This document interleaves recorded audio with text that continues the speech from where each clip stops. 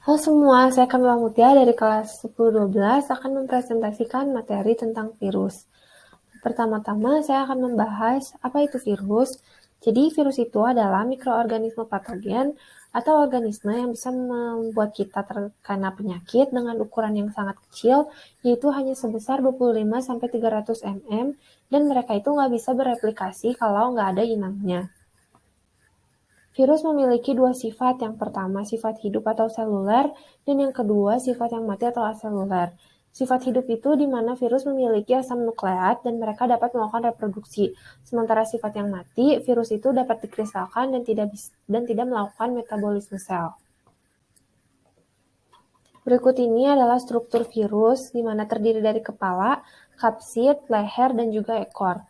Nah, kepala ini bagian dalamnya mengandung asam nukleat, sementara bagian luarnya itu diselubungi oleh kapsid. Kapsid itu mengandung banyak subunit protein yang disebut juga dengan kapsomer. Nah, leher itu berfungsi sebagai penghubung antara kepala dan juga ekor. Leher juga ini berfungsi sebagai saluran keluarnya asam nukleat dari kepala menuju ke ekor. Terus ekor ini fungsinya untuk menempel pada inang nanti. Nah, ini ada 4 bentuk virus. Yang pertama adalah helikal, yang kedua polihedral atau yang bentuknya kayak segi 6, terus yang ketiga adalah amplop, dan yang keempat adalah kompleks. Siklus ini mengalami replikasi dengan dua siklus. Yang pertama adalah siklus litik, dan yang kedua adalah siklus lysogenik.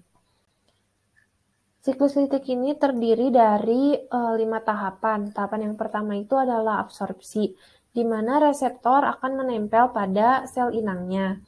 Kemudian dilanjut dengan tahap yang kedua, yaitu penetrasi, di mana virus akan menyuntikkan DNA atau RNA-nya ke inangnya.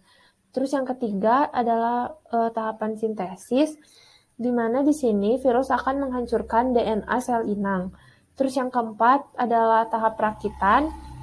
Nah, pada tahap ini itu terjadi pembentukan struktur kepala, ekor, dan serabut ekor membentuk virus yang utuh. Kemudian yang kelima adalah tahapan litik, di mana dinding sel bakteri akan hancur dan pecah. Terus, kalau siklus lysogenik ini, dia terdiri dari 6 tahapan. Ada 4 tahapan yang sama, tapi ada 2 tahapan yang berbeda. Tahap 1 dan tahap 2-nya sama kayak di siklus litik. Mereka mengalami absorpsi dan penetrasi terlebih dahulu. Tahap yang ketiga, kalau di litik itu sintesis, tapi di sini adalah penggabungan. Nah, penggabungan ini, kalau misalnya inangnya cukup kuat, virus tidak bisa mengambil alih kendali. Jadi, materi genetik virus akan bergabung dengan materi genetik inangnya dan membentuk profage. Nah, tahap yang keempat ini adalah pembelahan, di mana sel inang akan mengalami pembelahan dan profage juga akan mengalami pembelahan, sehingga setiap sel inang akan mengandung profage. Terus dilanjut sama tahap sintesis, sama kayak siklus litik, dan tahap terakhir adalah perakitan, sama kayak siklus litik. Nah, kalau siklus lysogenik ini, dia bisa ujung-ujungnya dia bisa balik ke siklus litik, yaitu bisa menghancurkan sel inangnya. Nah, sekian presentasi dari saya. Terima kasih.